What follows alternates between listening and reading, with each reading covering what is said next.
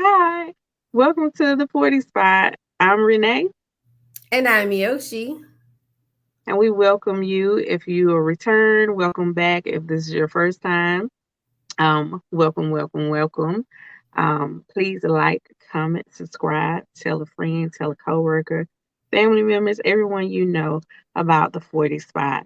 Please follow us on all social media platforms at the 4040 Spot. You can follow us at email us any questions, comments, show ideas at the40spot at gmail.com.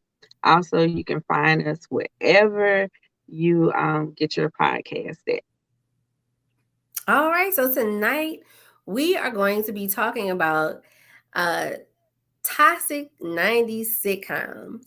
Mm, This conversation kind of started up with Renee watching, like binge watching, right? yes, And what did you start watching?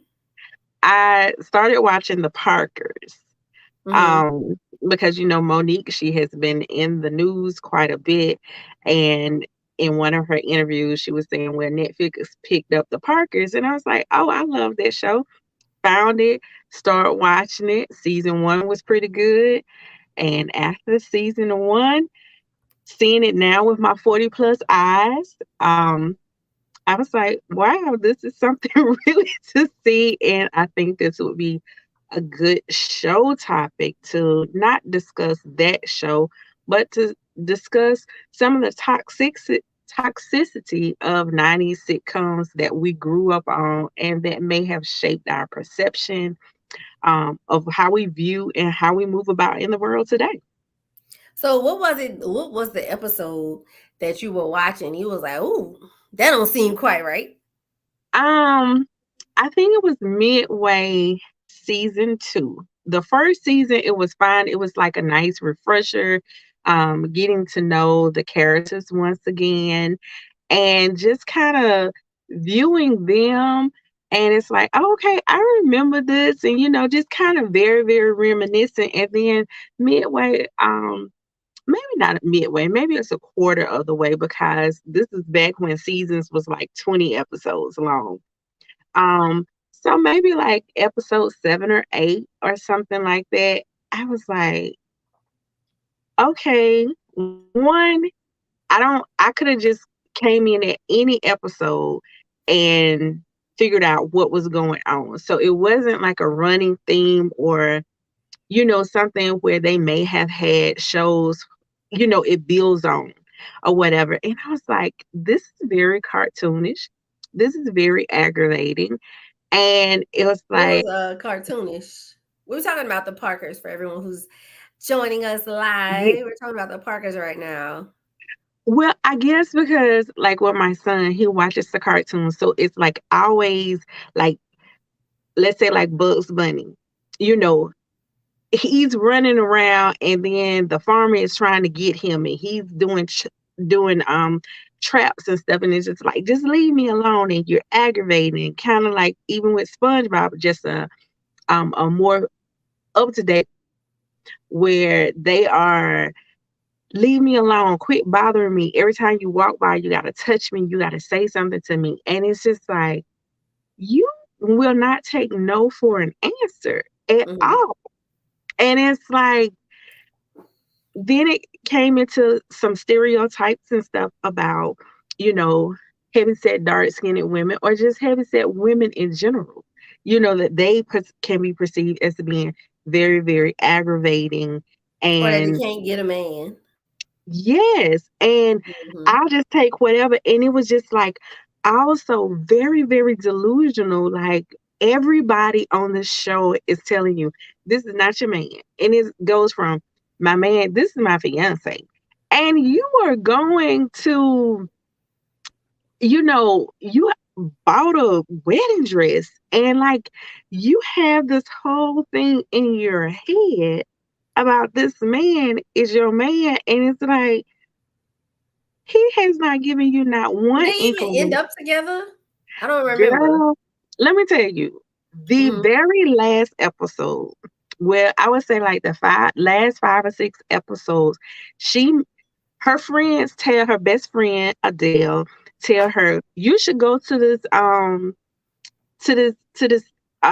group therapy where it's like you delusional, like this ain't your man. So everybody in this like support group believes that they're in a relationship with someone else, but it's like, hey, look at these things, talk about these things, whatever. So that kind of precursor, and then she gets set up with Adele set her up with this other guy, and that guy, he has this girlfriend in his head where he's thinking that they go together, but they really don't. But then they two hit it off. He's a chef, he gets an opportunity to go and work in New York because the show takes place in California. Mm-hmm. So he proposes to her. She wants to get married and everything. And then the professor, the last episode, was like, no, but I do love her. Crashes their wedding and then they get married. So you see them walking down the aisle. And that's how it That's ends. the last So episode. she spent, because I didn't remember that. I mean, so I don't think I watched it when it came on like in real time. I watched Okay. it in syndication. So I Okay. watched it when it came on different shows, BET, different stuff like that. But I also didn't keep up with it even then. Like I would watch it Mhm. here and there. And so I didn't know how it ended. But the wild thing is, how long was it on? Like 4 or 5 years? Yes. It So it was all that time it she had was 5 seasons. Professor. Yes, and then I That's remember, like, wild.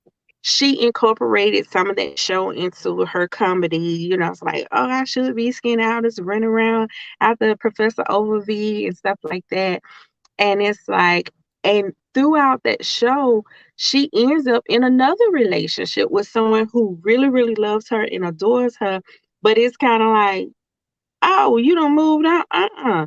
And then it's like, "Let me do dangle a little carrot. I know that you're gonna do it." And then it gives her a glimmer of hope. She breaks it off with the other guy.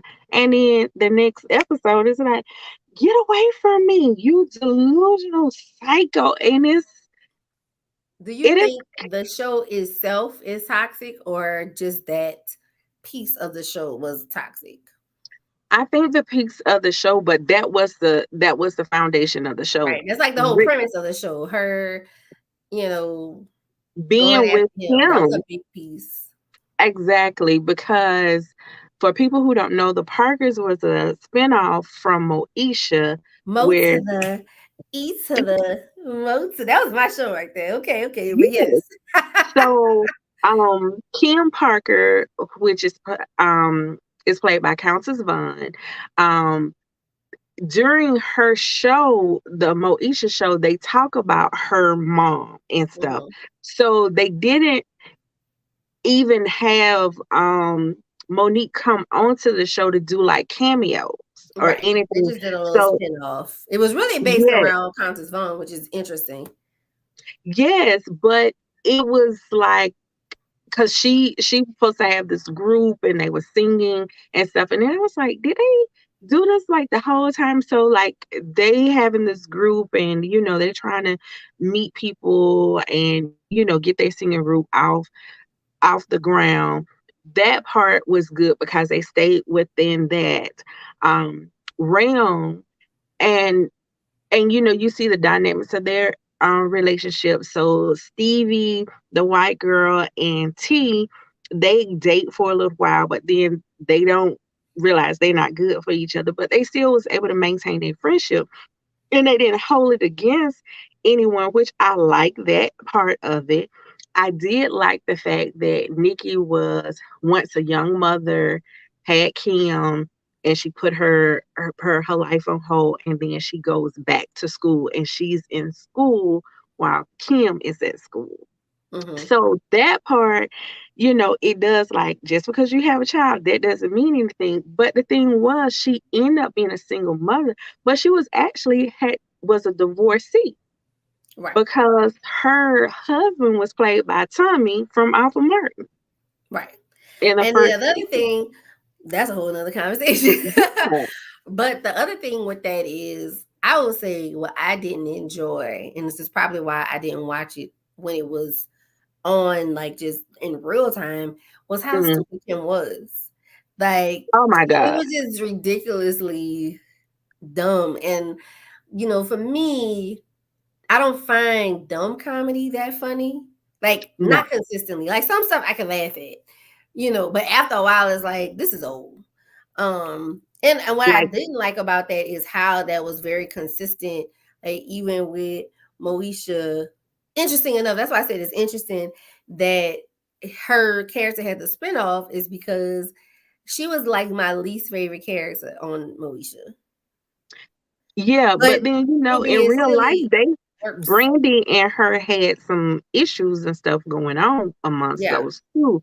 So that kind of made, I guess it's better, but then at that time it was like, hey, if you can get a spinoff show, that's great. And that's another, black show to be added to mainstream, prime time.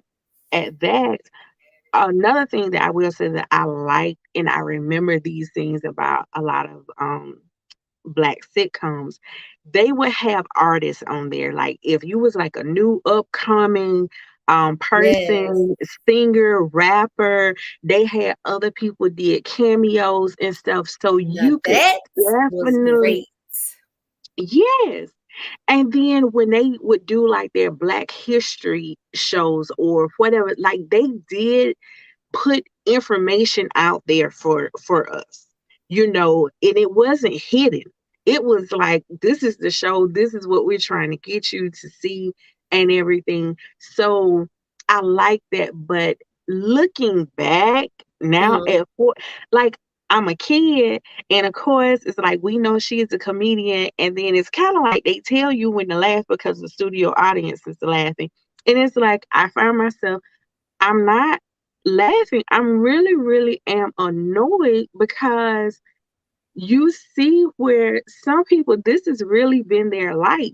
And then it comes to now you have a whole station, the ID network, about people killing people. Snapped. I almost got away with it, and you People have be really delusional about things in their life. yes, Question. I'm sorry, uh go ahead. or when So people say, stop, quit, stay away, it's like, oh no, I'm gonna keep on going. And it's like, that right. I would say so giving a rating, because we talked about how she was delusional and that was the premise of the show. We talked about how she didn't even get with the man until the end of the show, and he didn't even want it till the end of the show when she was about to get with someone else. So that tells you enough. That's enough toxic right there. Red flag flying. Swoosh, swoosh, swoosh. honey, that's the checker flag. Hello. The race over, this the last lap. When we talk about a toxicity scale for today, 0 being non-toxic, 10 being toxic, and then 5 being borderline toxic, where would the Parkers land? 10 toxic. 10, 10, ooh, 10, 10 toes 10, down. 10. 10. 10. Because it's like a child, like a lot of us, African Americans, we haven't seen healthy relationships. So a lot of times what we've seen is what's in our house or within our family, but also on television. So it's like, well, guess what? I wear this man down. He's going to eventually marry me. I'm going to, and he was in other relationships, and she just disrupted those relationships. And it was like one episode where she admitted, when she camps out and watches his apartment 3 or 4 times a week. That's called Joe. What's that show? His name is Joe, the Netflix show. You, you. Um, There was you. a That's yes, called you. That is called.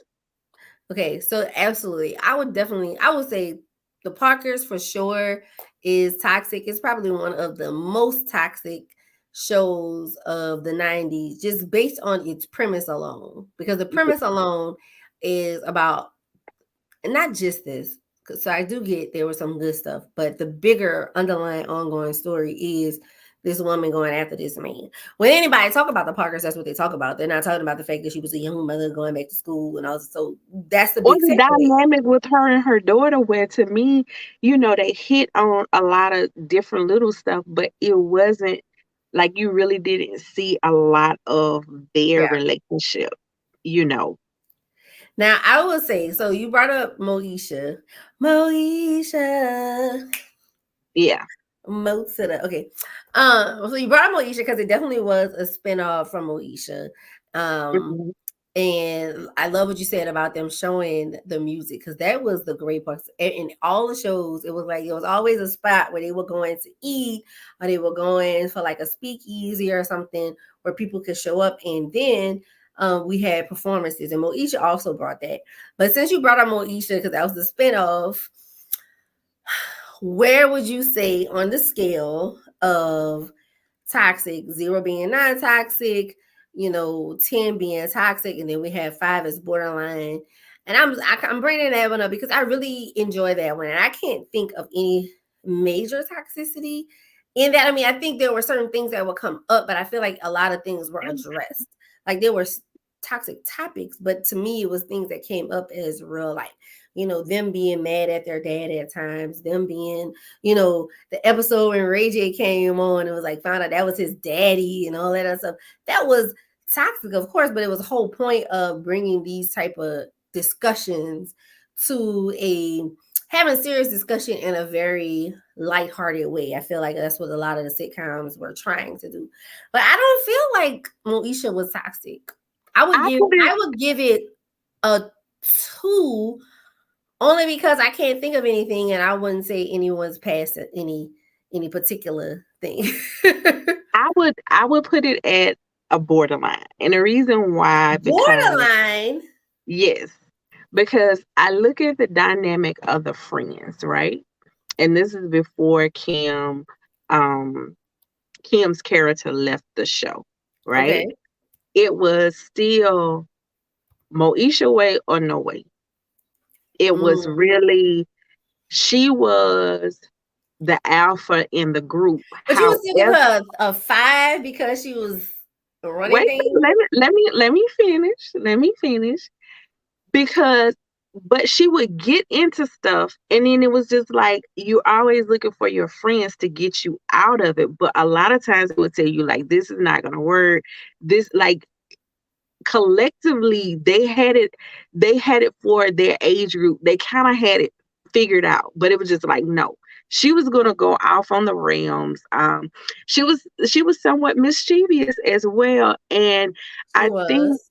that was kind of one of those first, because now you watch a lot of sitcoms that have children and stuff in it. You see the children are like seriously, blatantly disrespectful to their parents. And then you saw a little bit of that peeping through in certain things. And then when they did have Ray J on the show, which I understand, hey, this is a new child coming in. Initially, you think this is your cousin, and then you find out that it's not. But it wasn't, I think he had more love for her than she had for him because of the dynamic of their friendship, where it's just like, I've been the HNIC. I don't Mhm. have to, like, you have to do what I say. Like, you invaded my space. And it was kind of somewhat good because that, I think that was real emotions, real a real conversation of how Dorian. that, I'm sorry. I just thought about his yeah, name. His name was of Dorian. how that would play Mm. out. But at the same time, I don't think that the parents really intervene much to try to bring order to that situation. And Mm. I think sometimes the dad didn't step up as much as I thought that he could, to be like, look, you got to stop with this foolishness. You talking about when it Because comes to Dorian or just in general? just in general, especially with Moesha, because she was the head of the show. Mhm. She was and I do understand, like, if you the star of the show, a lot of things kind of revolve around you, but it still can be, now looking back at my 40-year-olds, like, you know what? She was a problem. She was doing too much. She did. I can't say she did too much. I definitely don't think it was a toxic show. I definitely don't agree with that. I don't even agree with borderline, but I can see your point of where her character definitely was very much like, I have these wild and crazy ideas. My friends tell me not to do them. I'm gonna do it anyway, which teenagers did, but it could definitely be toxic for teenagers watching, be like, oh, let me go and try it. I'll give that, and she did think everything was revolving around her. Um, yeah, that's Well, so. speaking of with the Parkers, like I said, the first season, Tommy from Martin was on there, and that Mhm. was her dad, who was divorced from Nikki. So, how do you think Martin was in terms of toxicity? 0, 5, 10 out the Richter scale. Um, I would say, where's Martin? I would say Martin is. I wouldn't give Martin I wouldn't give Martin a 10. I Okay, don't know if I give him a borderline. I might give him a 4.5. really? Yes, I feel like maybe 4.5. I think there were certain things that I didn't like about that came up in the show, like, oh, the mama's boy thing. But that's also something that can be very true for Yeah. especially black men and their mothers. So I didn't like that per se, but it made for good jokes. The other thing I Mhm. didn't like is definitely this idea of, like, which is very similar to my part of my issue with the Parkers, where it was when you came to fat phobia. That's the word I was trying to come up. Like, I was trying to figure out what's the word they use now. But fat phobia, right? So Mhm. anybody who had any type of thickness on them, it was a problem. So Big Shirley, that was a running joke. And now I think the funny part of Big Shirley, Big Shirley was big, like big, not just big to him. But there was never like a character on that show that wasn't big, that was big. And the only time, for most part, I'm just gonna say that because I could be wrong, even though I've seen every episode and I love Martin. I could be wrong, but when it came to any like bigger characters, it was always kind of dimmed in a negative light. Like to Yeah. be fun, something Mhm. to be made fun of. So I think those particular things. Now the underlying thing, I wouldn't say is toxic, because it was really about this bachelor trying to make it as a radio host. Martin had definitely had his toxic ways about him, but that was his character that, I want to say evolved over time. I'm laughing because I immediately thought about an episode when he asked Gina to marry him. He said, "Damn, baby, you got me. Would you marry me?" Damn. But That's when the you most toxic it proposal is ever. because it's almost just like, well, I got to give up the ghost now. Like my life is over. Heck Now yeah.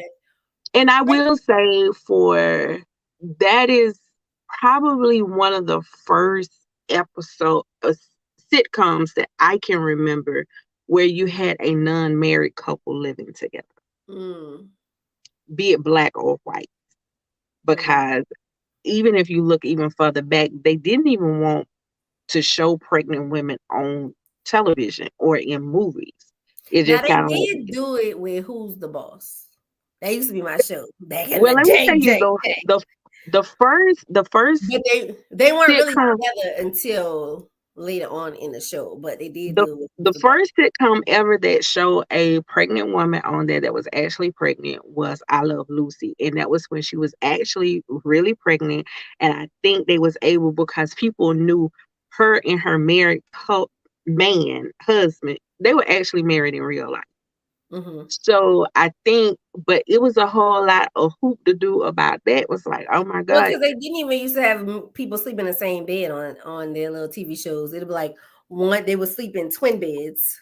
They would go Yes. to bed and they sleep in twin beds. I was talking about who's the boss as far as two people living together and not being married. Right. But and that come with a dynamic as well, um about how some people may feel about shacking up versus like, hey, it's wrong, but then you idolizing this, and they made it seem fun. What, um Martin? I think so, yeah. I don't think so. Like, so they, okay, so when they got when the first show first started, they both had their own places. They didn't live True. together. She just spent a lot of time over there. I Yes. think what I thought they made sound fun is the relationship.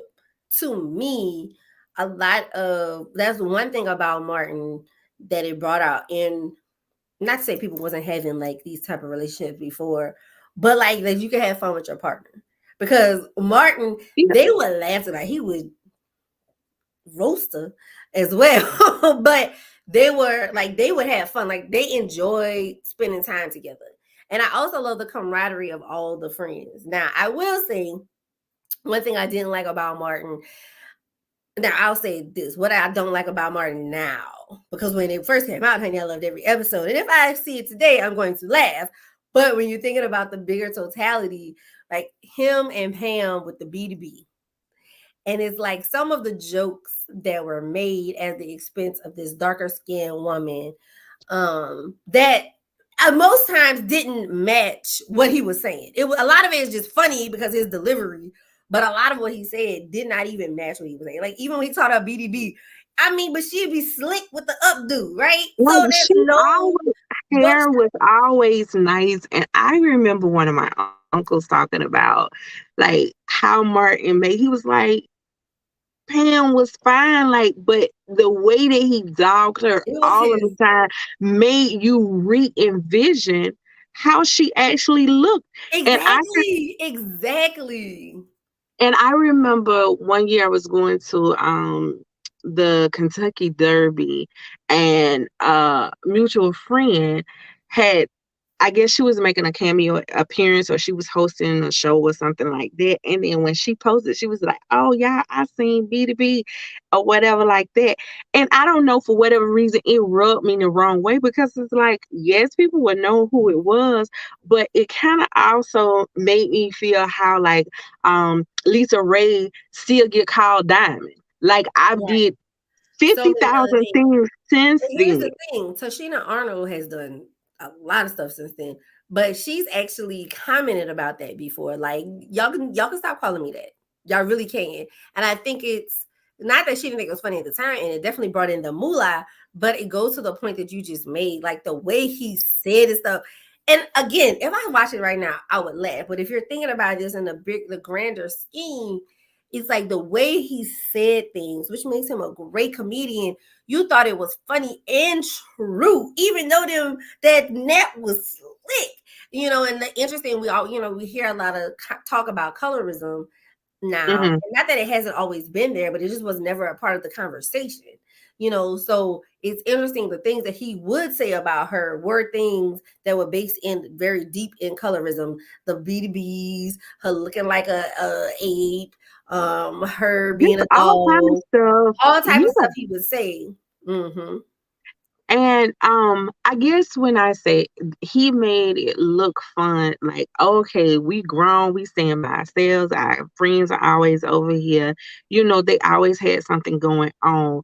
But then looking back, um, now with my 40 plus eyes, because I mean, this was a everybody show, right? So it wasn't Mm-hmm. like, okay, this is for the kids, this is because we didn't have that many options and stuff on television anyway. But some of the more serious things that could have came up to really shape more of the dynamic, where like, yes, you can have a comedy, but you can sneak some seriousness stuff in there. Like, guess what, it ain't always peaches and cream. And when you really kind of see um even when the times where she was like sick of him and I'm getting ready to leave, and then you be like, he opened the door, leave, Gina, go, and then she leave like, no, no, no, no, no, no, no. Come back, come back, come back. Right. Like it still made it very, very lightweighted where when people are going through a breakup and somebody got to go, that. And then also, it's still one of those kind of things where it's like, he will put everybody out. Like, but then how often are you gonna get put out and you still gonna accept this and some of it was because they just didn't agree with him. Right. Most of it was because they didn't grow. Get out, everybody out. But I will say that is when he did the whole proposal. You got me. Will you marry Gina? Will you marry me? Damn, I swear that is. I can see it and hear it in my head right It's now. not about just like But, when Scrappy asked his baby mama to marry, like, so you gonna marry a nigga or what? right. Erica. But I mean, and she still did. Why? Because Gina didn't. Gina was like, that is the proposal I was waiting for my whole life. I think I say that to say because I think that's where some of the change, not change, because again, Martin evolved. We use that word lightly because he still was silly and still had his ways about him. But what I did appreciate about the show, I can say this, that when it got to be too much, she was out. And she was out in a very real way, like not even on something, I'm leaving and then I'm gonna just be gone a little bit. And so you can know she left with the intention to not come back.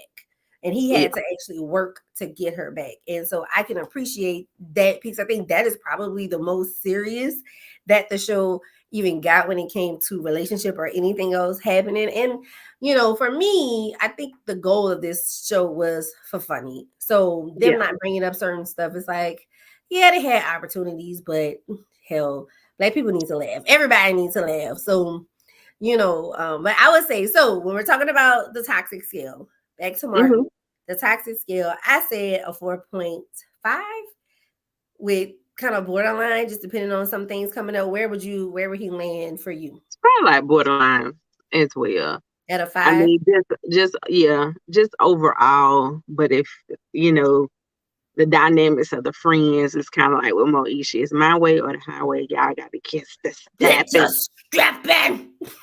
Yeah, You and about to make me go watch Martin. but and it can be very, very dangerous because I remember one time my mom and her brother, my uncle got into it and he put my mama out. Mm-hmm. And that was like she did not step foot back over there to their house for almost a year. I'm Mm-hmm. telling you, it was horrible. Mm-hmm. Horrible. She never did keep me away from him, but he had sent a message. And when my mama got, she was like, "Don't you send me on." Like, and I was like, I can't send that message, and I felt caught. But this was during that time when this was going on, and then you thinking like, well, you put people out today, and then they come back, and it went like my uncle had never put people out before. But just the whole dynamic as a child, you see some stuff play out, and then it's like, okay, my mama always said stuff on TV is not for real.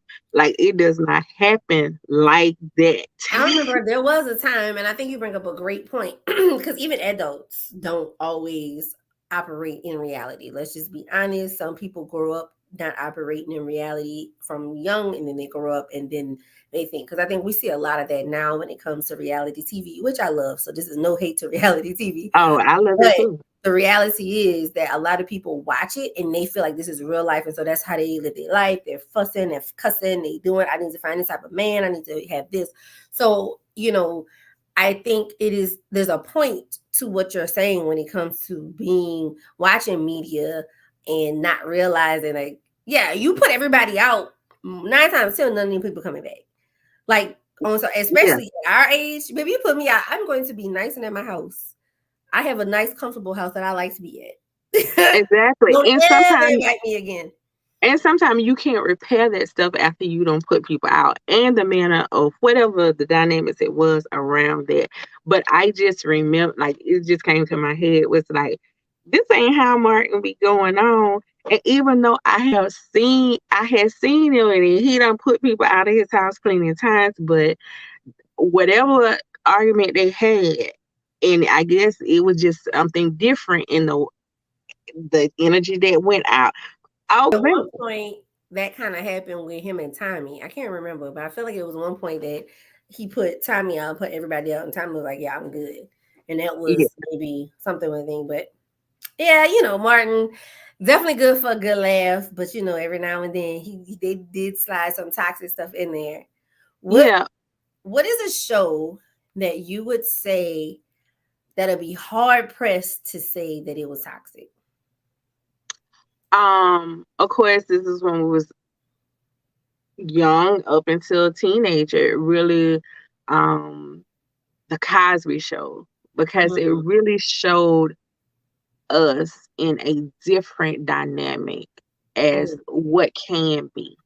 And I think that they, over the course of the years, because Keisha Knight Pulliam and I, we're the same age, so I always see myself with as being her out of that group. But I think because they had so many children, you did not get those two or three personalities. Like you got to see all of it, mm. growing up, and even as he had other people come. Um, on the show, Raven Simone, like, hey, now we're grandparents. But then now you see another little one here and the twins. And then when their cousin had came, I really seen that. And because I've always wanted to be a physician, and that was like, I see that. I could see that, envision that for my life. And Mhm. then the spinoff of Different World, which was like, okay, we older, but it definitely motivated me. Like, I gotta be at a HBCU. This is where it's Yeah, at, you know. But even if it wasn't an HBCU, it was like, this is the college life. This is what happens once you leave home, but you're not just flat out here in the world. You have that covering. But definitely those two shows would be top tier. they would be like, would you give them a 0 on the scale or a 1 on the scale? Maybe like a one or a two. Okay. Because as I say, overall, no. I mean, it's gonna have this Hollywood, so it gotta have something in there, but informative and galvanizing, and those shows grew up with us. So it wasn't just, such as like The Simpsons. They've been on since I was like in So they're elementary the school. same age. And they still they deal with different stuff, but it's kind of still one of those things. This is a cartoon. It's not really mirror imaging. I can't see myself in them. Right. I would say for me with the Cosby Show, so I think that the Cosby Show was a great show. Is still a great show if you can find it anywhere because Yeah. it goes from streaming to not streaming, as if Hmm. Cosby was the only one on the show. But that's a whole nother topic. Yeah. Um, but I do feel like because I agree with everything you said, but I do feel like the toxic piece of the Cosby Show was like I don't know if you would actually call it this, but for lack of better words or phrase, toxic positivity. So What's that? toxic positivity is kind of like when someone asks you how you're doing. Oh, I'm great. Everything's gonna be great, and it's like, okay, that's great, and you're trying to affirm yourself. However, you're also not doing the things that need to be done. So like, let's stop being positive. Let's be real. Let's be at least a little Hmm. bit real about what's going on so that the issue can be resolved, right? So that's toxic positivity. I mean, it can be Hmm. described in a lot of different ways, but that's the first thing that came to mind. And for Yeah. me, the Cosby Show could kind of be that way because again, how you say people watching it and perceiving it, like in watching this show and maybe feeling like, oh, if you just work hard, everything will work out. And that's not actually true, And I feel like the Cosby Show um, showed a lot of successes and Hmm. not a lot of failures. And life is definitely full of more failures than success. And I'm not saying in a bad way. I'm just saying it's like you fail way more before you had that huge success, you know. Right. And so you watch something and you may feel like this is how I want my life to be and I want to move like this. And then if you try to, compare your current life to what you thought it would be based on some image, that could be very damaging and traumatic because having to kind of unpack the fact that this was not a real show. But it was something you strive for. So it's like, it's the, I wouldn't say borderline, definitely, but it's that processing of what actually you were watching and being uplifted and having that imagery is so super important. But also, what is that imagery saying? Is that imagery saying that yes, you too can have this if you just work hard? And it's like, yes, that is also true, but guess what? You're gonna have some obstacles, and maybe you won't have any obstacles, but you can have obstacles in some other piece of your life that could affect what this looks like, So Okay. so for me, that would be my kind of like, I don't know, maybe give him a 3, maybe 2, maybe a 2 just for that alone. I Okay. would say though, a different world definitely would be like a 1. If you can't be a 0, I'm giving you a 1 Exactly. because I think different world, because it probably was, I think it was the same executive producers and Yeah. writers who did a different world, and that, and maybe when they got into that, that was something that they wanted to put out there. Like, yes, you too can go to college, but guess what? It's just gonna be hard. You're gonna have some days gonna be wonderful, and some days gonna be like, oh my God, what am I doing? And you're gonna deal with real life while you're here. And I think they did a great job Oh, with that. absolutely. And so, that's where I would say the difference for me is with both of them. A different world definitely, first of all, like you said, galvanized. People like, I want to go to college, baby. I want to go to Hillman. Yeah. Okay. Because And for a also, long time, like, people thought there was an actual college. exactly. I thought at one I time, I was. sure did. I wanted to go to Hillman, and I think it also did so much for HBCUs. It just did so much, but not just that. Like the topics they dealt with real life topics, heavy hitting topics.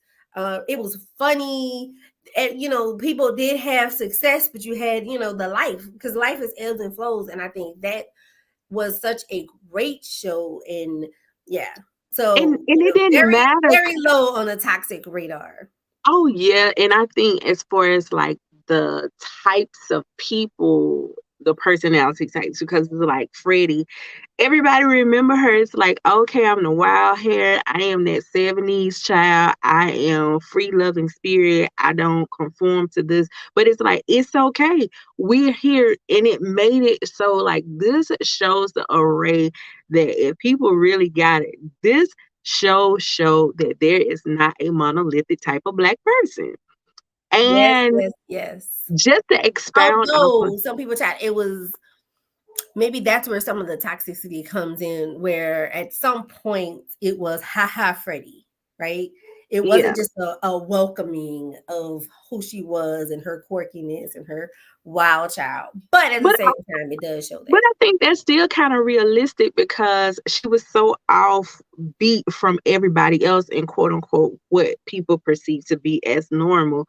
But I still think that she just fit in. And speaking of that, the dynamic of the friends and stuff, as I said, it shows that guess what? We can have a group of friends with men and women, and then they can be of different ages, different backgrounds because you had Whitney, she was from Southern Belle, they came from Agreed. money, honey. But then you had those where it's like, look, I'm just here out for God's grace and mercy. Like at any time they Yeah. could be telling me Yep. I'm about to go, but I know I gotta get these grades to be able to stay here. So like if Listen, I ain't here, it's due to Delisa finances, was y'all. married, had a whole husband before she came to school. So you've seen so much, but it also showed that dynamic. It's okay to have men and women as friends. And even though in that group you had Dwayne and Whitley, kind of like star-crossed lovers, like I don't like him, but then you like him and stuff Like, like that. So it wasn't one of those the Parker situation where it's just like, get away from me. It still was like it grew and it developed very, very organically, where it's like, guess what? Everybody that end up together, they may not have that same background, But this is that watering hole college that Right. put forces everybody, the people, the have and the have nots or whatever. Everybody here human and everybody trying to walk across that stage. I like the way that they finished the show. Everybody did graduate. Where it shows, guess what? Even up into the end, I don't know. I don't know. And I myself have been at that point, like, I don't know. I done been at that point, like, y'all can have this. I am sick of school. Sick of school. It don't matter what school is. I'm sick of all of them. I'm walking out. But it also shows like you can make it. Because Yeah. when I was at TSU, anybody could say anything. But now you better not say nothing bad about Tennessee State University. Because I want to fight you. It's something about that pride. It's like, hey, I've been through the fire. Like I got this degree, but it showed me through that show. You can graduate. Exactly. I think that too comes with like when you're in something, you kind of talk about it, but like when other people talk about it, it's very different. And the reality is, people like to say certain things about, oh, at HBCUs this happened, but did you go to PWI? You ain't went to a PWI, hush. And if you don't understand that the difference between a HBCU and a PWI is the amount of money they get from alumni, so they're able to do certain things that HBCUs are not, because alumni are still black and we struggling because of the pay gap. Don't let me get off this box. And also We we have gonna have to trouble do with that show giving money because back. because I like some people. I do have that experience of going to a PWI Mm-hmm. before I came to Tennessee State, and it wasn't like a 2 year school. So I can. That's why nobody can't tell me then because it's like, look, I be knowing I lived that experience, but just kind of wrapping this thing up, learning about the different dynamics of having a large group of friends, male and female. It kind of like spin on off to like living single, which I like that because it's like, hey, we young, black, we talented, and we're friends. We living in the city, living Living single single in the in a 90s nice world. I'm I'm glad. glad I got Yeah, my my girl. That was boy, my jam. I actually recently started rewatching Living Single. Living really. Single, we're gonna do the rating of front. Living Single, in my very humble opinion, was a 0 on the toxic scale, because I would say a lot of sitcoms, even today, they always have a running theme of like a friend that's stupid. But I feel like even with Sinclair, they did a great job of, yeah, okay, we gotta have a friend that's quote unquote stupid. But Sinclair never came across stupid. Sinclair came across gullible and like Yeah. very innocent. So like something someone would tell her, she'd be like, "Oh my god, that sounds so great," but it was actually very lewd. Like, no, Sinclair, actually, you don't want to do that. So I think they did a great job, even with that dynamic, not having her character to be the dumb one, right? Mhm. Like, I think they did a great job with that. Even Regine, some may say, well, Regine was toxic. Yes, she was, but that was actually her character. The show itself wasn't. And you even got to see Regine evolve through the sitcom. At Well, the let end me of tell you this a little side note journey about with Regine, because before then we really had not seen quote unquote Kim Fields since the Facts of Life, since she was Tootie, and so like when she came back, it was like, oh my God, she's all grown up, like undeniably everybody knew who she was, and it was just like she got them braces out, teeth look great. But one thing that I loved about her, and they talked about it on the show, she would wear her hair pieces and she would wear her wigs. And as people every time. know, Know you as by people your face, not by your hair. right.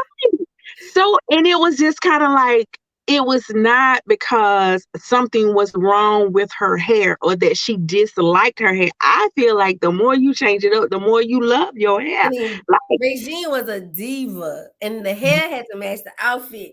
I mean, that's episode. She's sitting downstairs. Somebody knock. Oh, run up, go throw up on a wig. This is my lounging wig, honey. She had a wig for everything.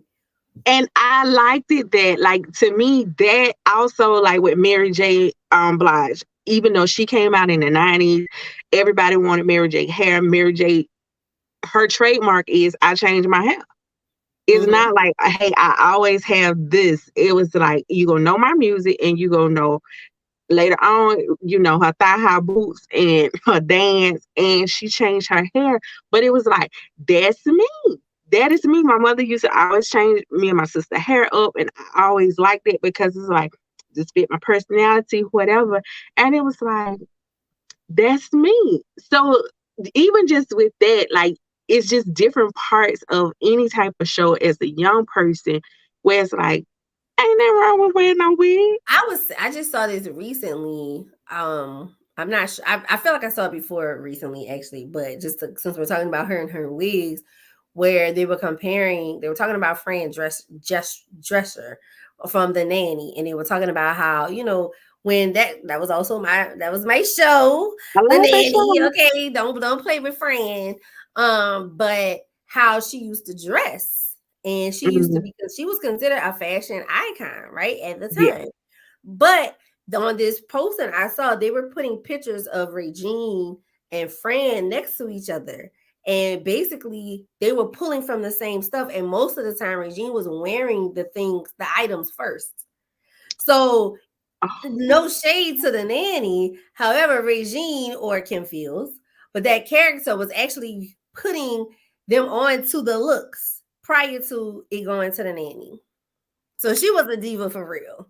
and I mean, when you think about it, speaking of things that was stolen or duplicated, replicated from that show, the entire Friends I was, mean, I think it's funny because I don't expect Friends not to do well, and that this is no shade to the characters and to the actresses. Of course, it did well because Living Single was good. So if the whole concept was stolen from a show that was doing well, their show should be doing good because you took the same concept. yes. But I just speaking about just with Friends, I did like that dynamic that, they were all friends and, they did have some love interest and it just evolved organically.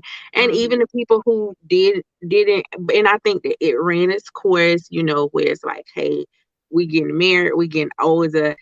But also the toxic part of that, where it's like, you just can't just be living in no coffee house. But the person who probably thought of Starbucks was like, this is that idea. Well, come here. But with Friends, yes, they was in that living room at Regine, but it was like everybody had a job. Everybody had a job. And it was like, when we come together, this is after work.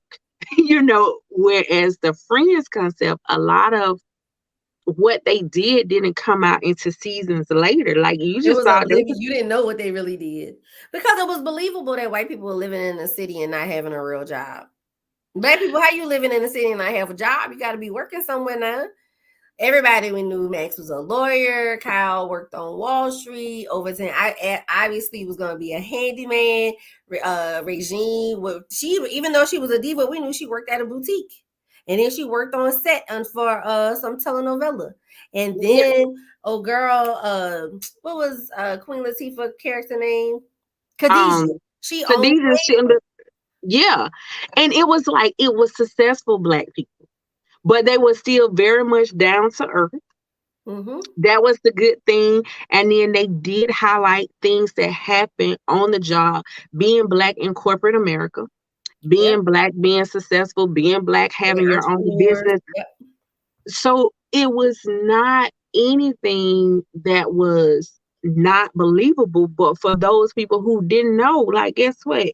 Don't think just because I got this corporate job or I'm a lawyer, I got my own business that, all these worries go away. Like, no, I have Yeah. a whole new set of them that it's hard for me to be able to navigate because I can call home and talk to my mama about it. But it's like, this is uncharted territory, that some of these people they are going in. But it's like, it's all right. As long as you got your village, they might not be able to understand what's going on, but guess what? They They're gonna understand be you're there going for through you. something. Absolutely. That was the Exactly. beauty of Living Single for real. Oh, I think yeah. for sure. And I think where Living Single, I feel like Living Single picked up where A Different World left off.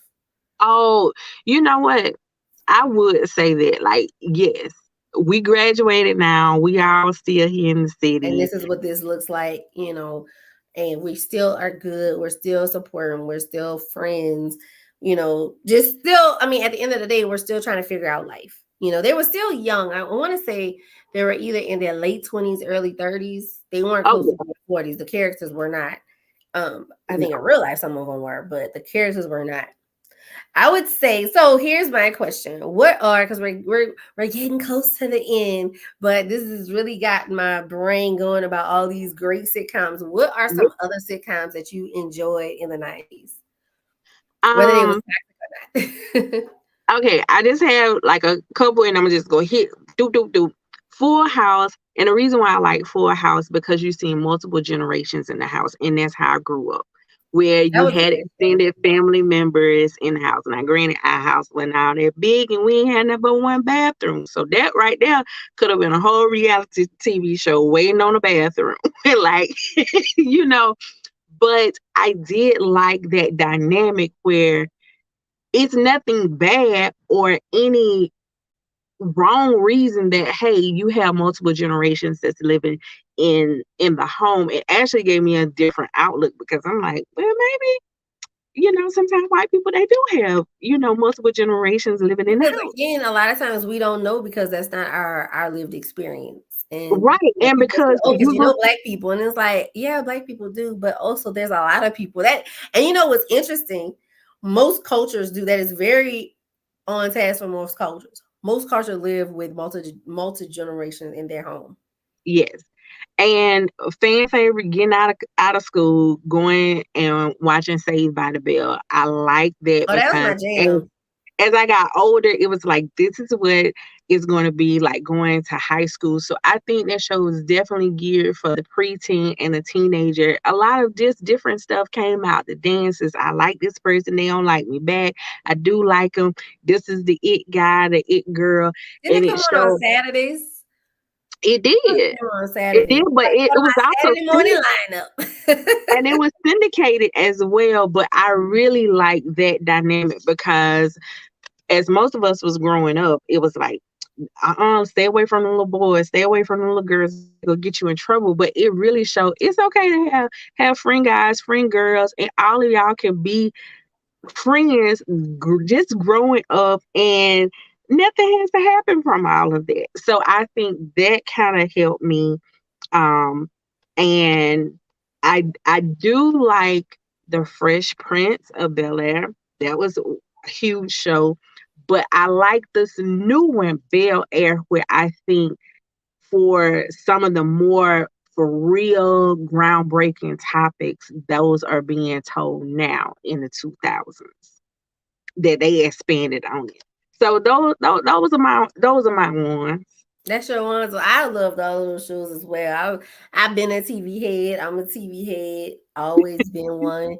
Whatever. My mama used to tell me get out the idiot box because she said because I'd be watching TV and I act like I'm an idiot. So she would call it the idiot box.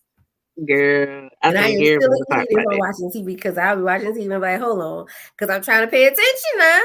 But these are my shows. I definitely love those. Another one was Blossom for me. That was my jam. Blossom was my jam for all those Yeah. who watched that. Um, one thing She we kind make of talked bucket about, hats cute. huh? She made bucket hats cute with She the with did. the She was her with little the ugly self. Boy Meets World. That was another one of my shows. I used to watch that when it went to Boy Meets World and Vic actually had a baby. Like I love that show. Okay. okay. Another one I wrote down was Family Matters. So you know y'all was watching that on Friday. That was the Friday night lineup, honey. We was getting our pizza or whatever, getting ready to watch it. The famous line: "Are you wearing a bra?" And did I do that? Okay. Go And I will home, say Stephen. one thing about some sitcoms, and like I said, they kind of still do it now. But one thing I didn't like about a lot of the sitcoms, looking back, watching it, I loved it, right? But looking back, that narrative, like you always had the dumb son, the smart daughter, and then if you had another daughter, it was the pretty daughter. Or you had Hmm. the dumb son, and you had the son was the jock. Most times, I Yeah, realize they switch it up every now and then because we even had growing pains, which that yeah, was Now, I would say growing pains did a good job hitting on some topics every now and then, but they had the same dynamic. And think about that, that can be kind of toxic because watching it, you have these ideas about, boys being stupid, right? Yeah, Because y'all don't know anything, and it being okay, right? Because I feel like these shows a lot of times made it okay, except what they did with Me, My Wife, and the Kids with Junior. They never made it okay because he was like dumb yeah, as a door. Nah, buh. Uh, but with a lot of other sitcoms, it was cool because he was also cool. So he wasn't that smart, but he was cool. So I know they were following they were following the script. They were following the script of what Hollywood would accept. But I will say those underlining themes are pretty toxic when you're thinking about um labels and how people in their formative years are getting information and how they process it, because how you process something as a child compared to when you're 20 or 30 or 40, very different. So it may have even played a role in how, as you were a young adult, how you accepted certain things, because like, absolutely. did you think like, oh, is that okay that happened? Because Eddie was cool and he would cheat because Eddie would cheat. I just saw an episode with Eddie. He went to a birthday party. Urkel, or maybe I saw a video. Urkel invited all his ex-girlfriends and to his birthday party, and Eddie walks in with a new girlfriend, but apparently he has another girlfriend, and all the women be mad at him. Urkel don't know what's going on. It was okay though, right? For Eddie to act like this. Not that smart, you don't expect too much from him. Very cute, still fine. Okay, till the day in real life. But Yeah. he's dating everyone. So it's something to note that if you're putting these type of imageries in front of your face every week, what happens with your perspective of what's acceptable and what's not acceptable. Yeah. And I think now, because like you said, it was a formula and people, they really didn't deviate from that, because if you can perfect this, 9 times out of 10 you would have a successful show. But I think now in the late 2000s, you're seeing more shows deal with more real life stuff. Um, and family dynamics. Like as I said, the reboot of the Fresh Prince, which is Mhm. called Bel Air, you really dive deep into the family dynamics. What Right. happened before he came over there, and what happens in rich, and being some black and being rich, and you just kind of out of your element. So those type of things. Also, it's a show called All American. It deals with that jock, but then it deals with not just what goes on the field, but off of the field, the dynamics, you messing with this person, that person, people getting pregnant, and all of that. So it goes even more deep in depth of what really happens with a lot of these young people. So I I think that's a think, very important piece that media is doing a better job at now. yeah, and I think it's because some topics are more widely acceptable, where it's like, look, we gotta get some of these people to open up, talk about stuff, talk about therapy and different things of that nature. Because if not, everything is going to be, a crime mystery thriller type of deal. And a lot of the stuff, even like when you look at the Law and Order series and stuff, when you deal with those ones that really deal with what's the psychology behind it, it goes back to their childhood. What did they see? What did they feel that was acceptable? So it's not just what you've seen in your house, outside in your community. Also, what did you see on television? What type of movies and stuff is still impressionable? Kids are sponges. You just Yeah. kind of soaking that stuff up. And it's now we're at the age of, okay, we done soak this up. Now I got to take this sponge and I got to squeeze some, the stuff that I don't need and it's not beneficial out. And that's one of the reasons at one time certain shows didn't come on until late at night. Certain Absolutely. shows didn't come on until after 9 o'clock.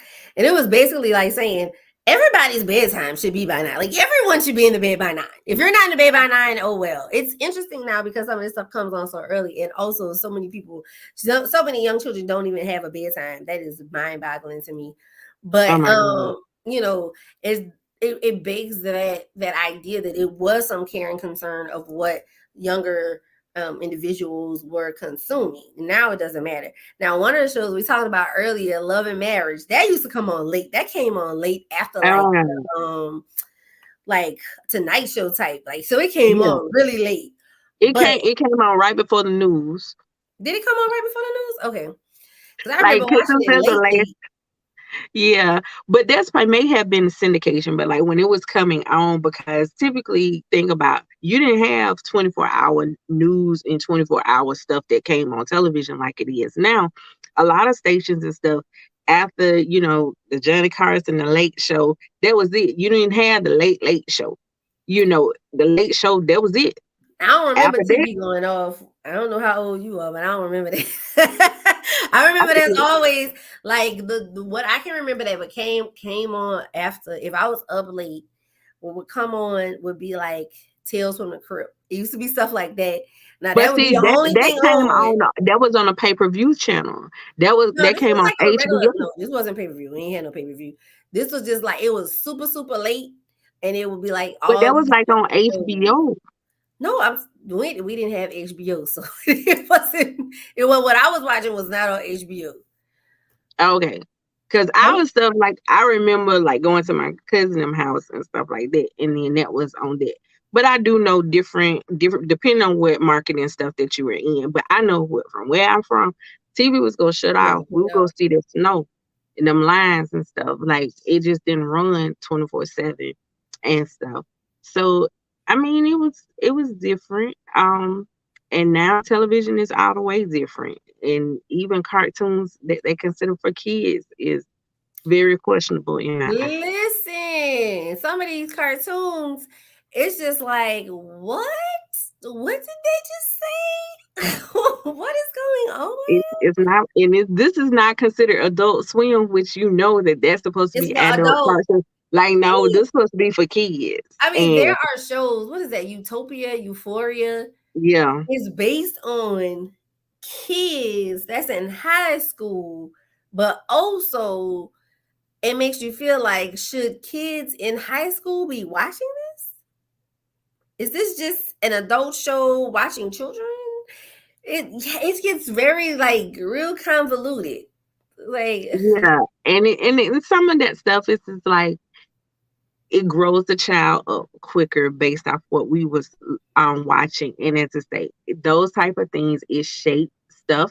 And as I say, just going back to the beginning with the Parkers, we just laughing, but then you don't even know how much of residual stuff that you're retaining and that you potentially may be absorbing as this is truth, this is fact, this is something that I should be doing, versus now it is very, very blatant, very, very, in your face, because I used to tell my son about with SpongeBob, like, this teach you how to be aggravating and not taking no for an answer.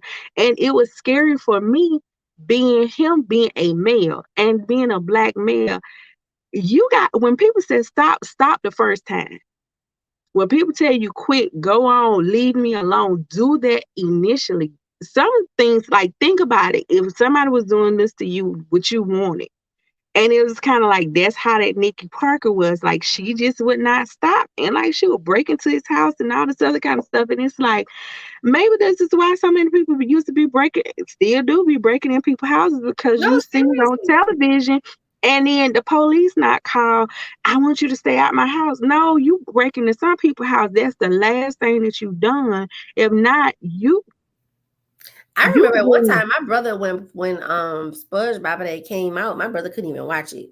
My mom was very particular about those things. And then to your point, like not just being aggravating, but just some of the stuff they did, it was just kind of like, what? I no. can watch it now and laugh. He watch it, but he's 30 years old now. Go ahead and watch it and laugh. But a kid, they don't they have very limited reference of reality versus real. It's like this is what happened on Absolutely. TV, so it's really happening because I'm seeing it. And so they don't have a good grasp of that. And yeah, it's very, I don't know, like I think about when I have children how much of a hoverer I may be knowing how these things can be impactful. It's like, do you give them some, give them a little bit? Do you like, nope, PBS over here, my boy. You That's know, it. is that like one thing that we end up doing because a lot of the cartoons was just really, really crazy out of this world. My mama, she found some DVDs where they had like over 5,000 black and white Bugs Bunny Road Runner type of, and he loved them. And we'll pop Mhm. them in and then you could watch them. But we did try to monitor television and it helped that he didn't have his own room and he didn't have his own television. So guess what? You wasn't always gonna be watching what we was watching, and I believe everybody under the age of 12 should be in the bed by 8:30.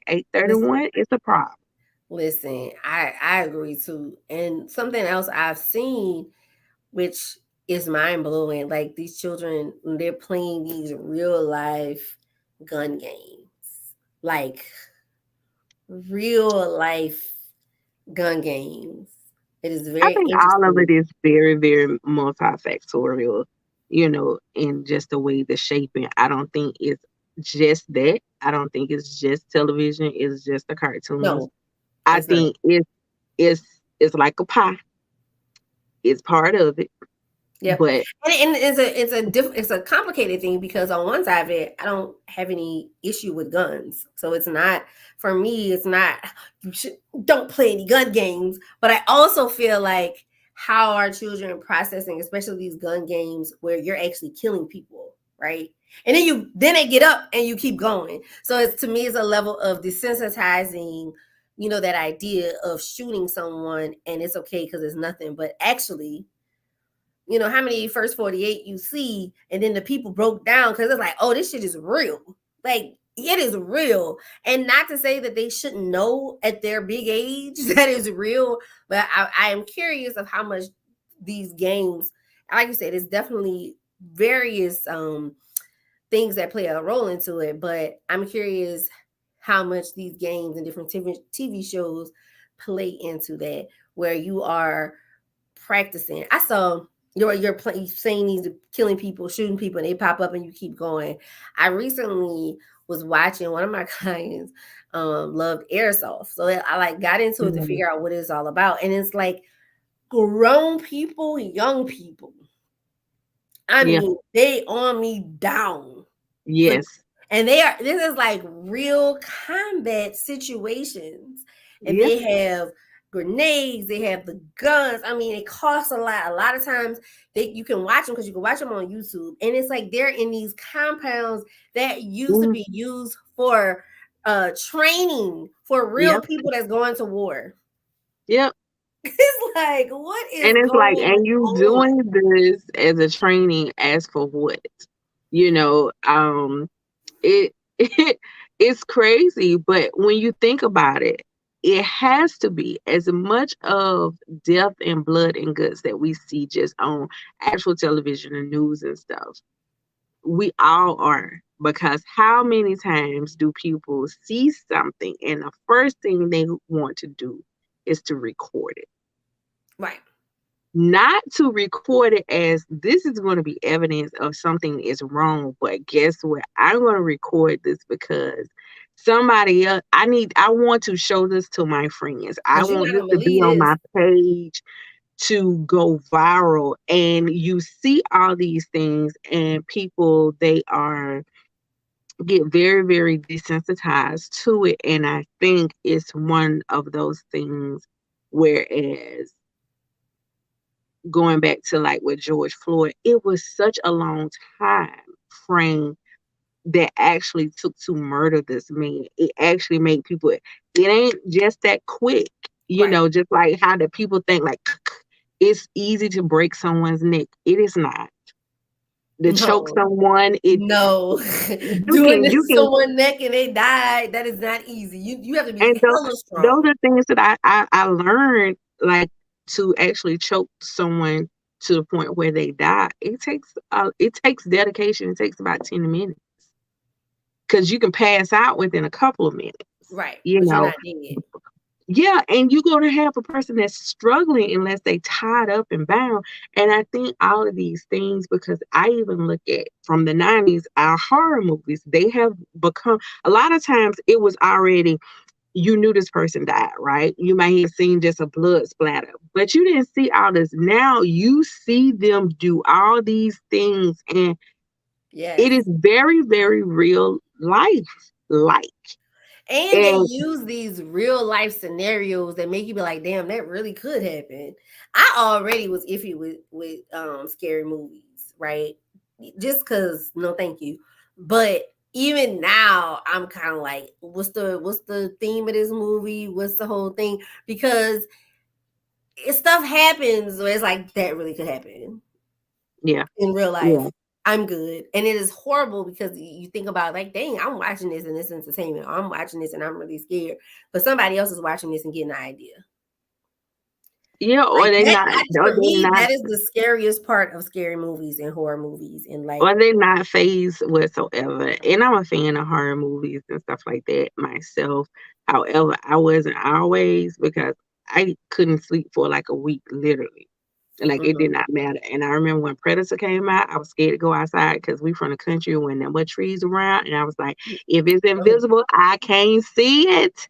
And it's already on me. And I'm like, and we surrounded by trees. This thing is up here. I know that week my mom probably was like, Lord, she need to watch this help my movie all the child. time because I ain't had to beat her.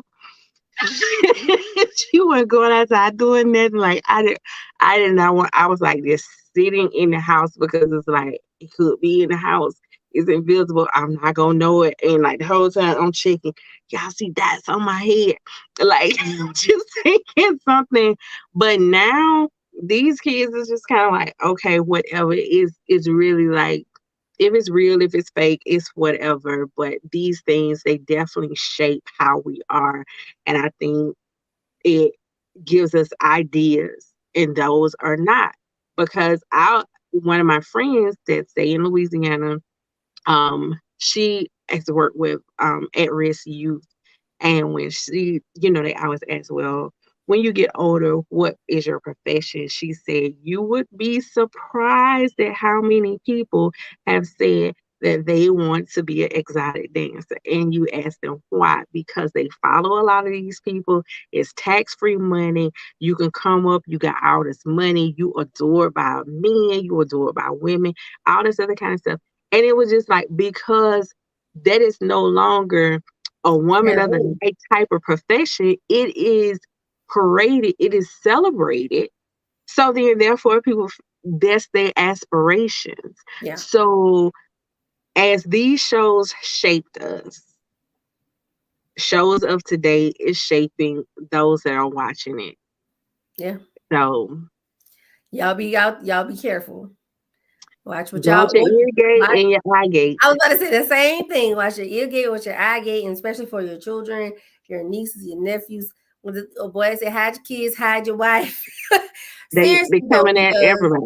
that is how we get these ideas and perceptions. And yeah, watch your ear gate, watch your eye gate, and just even for yourself, because at the end of the Yeah, day, we all are open to influence, and we have to do our best to make sure that we're putting the best in our system, whether it is something that's funny or not.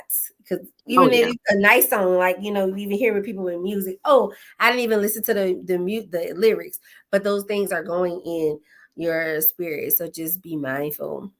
Hmm. All right, all right, all right. Yep, yep, yep. So, do you have any celebrations this week, Renee? Any celebrations this week? Nothing that I can think of as terms of celebration, but birthdays. My cousin, he's just celebrated his birthday. He's a Valentine's baby. Okay. Kevin, aka Duke, his birthday. Um, and I and my friend Lydia, she's a faithful watcher of the 40 spot. She just celebrated her birthday on yesterday, if I'm not mistaken. So we want to wish her a happy birthday as well. All right, all right. So I have a few birthdays as well. We have on February 1st, Matthew, my sweet godson, he made 13. That is right. Wait, no, Matthew not 13, 12. My bad, my bad. I grew him up too quickly. But he big um, enough to be 16. Hello, he tall. And then my good friend and friend to the show, Guyana. Her birthday was this year. So this month. Happy birthday, happy birthday. And then Kimberly, friend to the show, she's done a show with us about Yeah. traveling abroad and living abroad. If you haven't seen it, go and watch it. Her birthday, she's a Valentine's Day baby too. Oh wow. So happy birthday to everybody. Anybody we missed. Give you a little birthday dance. Well, I do want to say congratulations to Kansas City Chiefs. If you're a fan, and to the team, they won the Super Bowl. Also to our very own Usher, who gave a phenomenal Yes, he did. performance and stuff. As expected, it is definitely I definitely believe they did a great job, you know, having him as a halftime show. Also, there was an episode where they had two Kappas out there. One of the Kappas, he is one of Tennessee's own. He graduated a couple of years ago, if I'm not mistaken, He 2019 went to from Tennessee Memphis State. State. One went to Okay. Tennessee State. The other one went to Memphis State, Memphis Okay, University. okay, okay. Yeah, Best love so to Memphis babies. yeah, so Best they were love. actually ours. So we just just thank God for them and that they had the experience, and maybe hopefully more doors will be open. And those are those little things that everybody was watching, like, how can I be a Kappa? Guess what? You got to go online, you got to apply for a school, then you got to go online. You know, Or you can do an alumni chapter, but that's a whole nother conversation. yes, but I will say, if you guys have anything that you want to celebrate, we want to celebrate anybody. It don't have to be a 40, it doesn't have to be a birthday. It could be like, oh, I didn't slap nobody this week at work. Let us know so we can celebrate you.